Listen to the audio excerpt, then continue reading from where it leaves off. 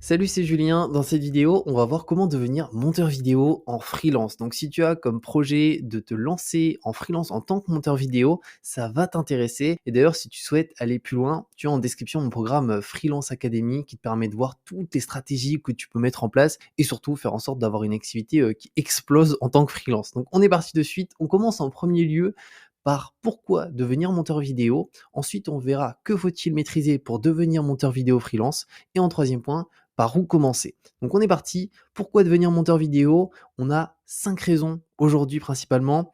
La première raison, c'est que c'est un métier qui est créatif et que le montage vidéo, ça permet de raconter une histoire en utilisant des images, de la musique, du son. Donc si tu es quelqu'un d'assez créatif, eh ben, c'est un domaine qui est quand même assez intéressant, le montage vidéo.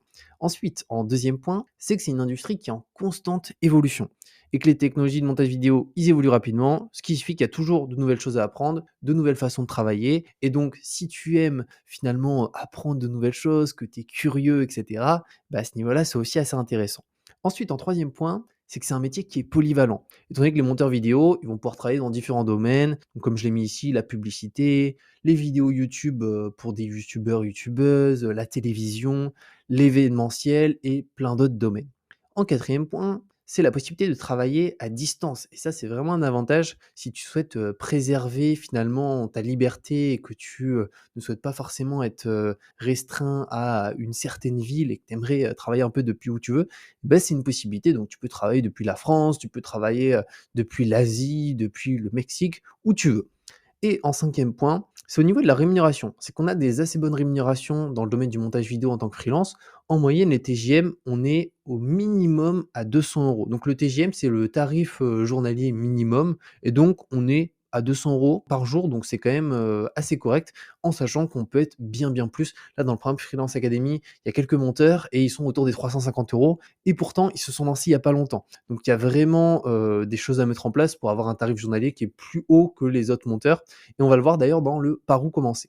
Ensuite, que faut-il maîtriser pour devenir monteur vidéo freelance? Parce que, bien entendu, il faut maîtriser certaines choses. Alors, on va commencer par le premier élément, qui est de savoir utiliser au moins un logiciel de montage vidéo professionnel, donc comme Adobe Premiere Pro, Final Cut, donc il va falloir être bon sur un de ces logiciels. Ça peut être un autre logiciel, mais souvent Adobe Premiere Pro et Final Cut Pro, c'est les logiciels les plus utilisés par les monteurs vidéo, donc il faut bien les connaître. Ensuite, en deuxième point, c'est qu'il est important d'avoir une bonne créativité et de savoir raconter une histoire de manière originale, aussi dynamiser un contenu. Encore une fois, ça va dépendre du type de montage et surtout le public pour le montage, mais de manière générale, la créativité, c'est essentiel dans ce métier.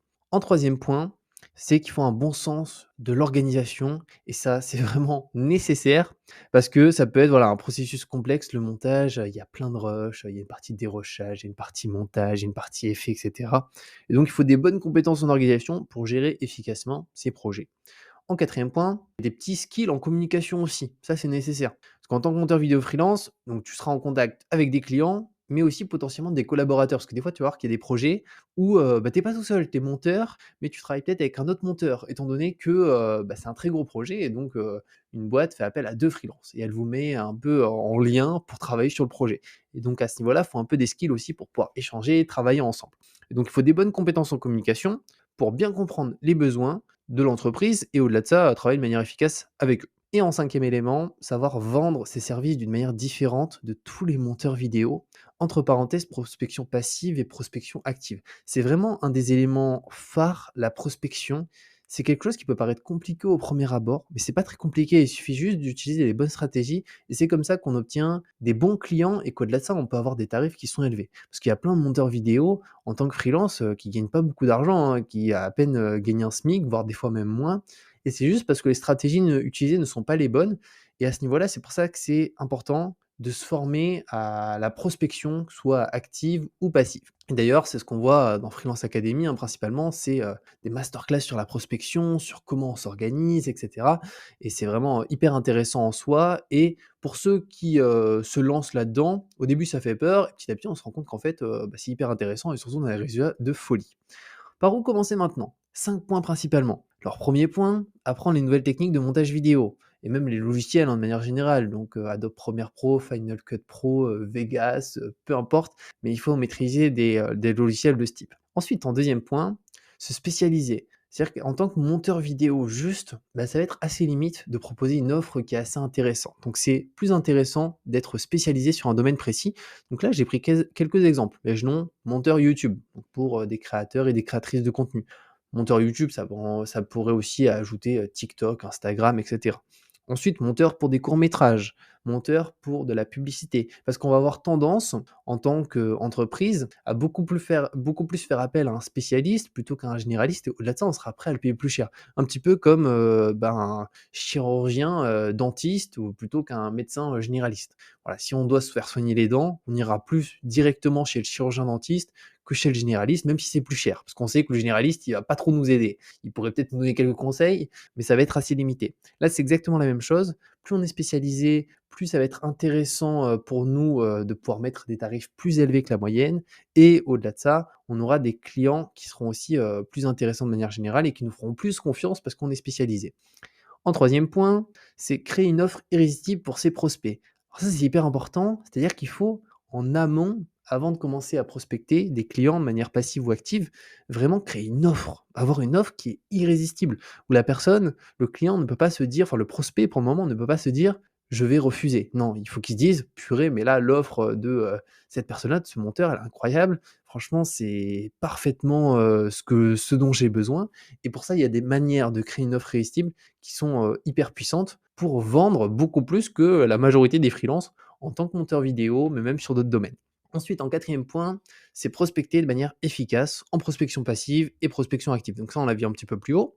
Et en cinquième élément, fidéliser ses clients. Parce que ça, c'est aussi hyper important. C'est que si ça se passe bien, il faut quand même entretenir cette relation. Au-delà de ça, il y a des moyens aussi pour fidéliser ses clients qui sont tout bêtes, mais qui font la différence par rapport à la majorité des freelances qui vont un petit peu en mode YOLO. Donc ça, c'est vraiment les éléments essentiels, on va dire, pour finalement tâter le terrain. C'est par où commencer? Ben, on a différentes étapes. Que faut-il maîtriser pour devenir freelance? Il y a quand même quelques points qui sont hyper importants. Et au-delà de ça, pourquoi devenir monteur vidéo? On l'a vu aussi, hein, il y a des points qui sont très intéressants. Donc j'espère que cette vidéo t'a plu, t'a permis d'y voir plus clair. N'hésite surtout pas, si tu as des questions, à les mettre dans les commentaires. Je répondrai, si tu as une question, n'hésite pas, hein, franchement, j'essaye de répondre dès que je vois les commentaires à chaque personne. Pour aller plus loin, comme je t'ai dit, tu as mon programme Freelance Academy, là qui te permet vraiment de passer au niveau supérieur et aussi de faire en sorte d'avoir une activité de freelance qui est vraiment rentable et de faire la différence et pas juste d'avoir une activité de freelance voilà, qui est en dents de scie ou c'est galère de faire 500 €, 1 000 € par mois. Et je te dis à très bientôt pour de nouvelles vidéos.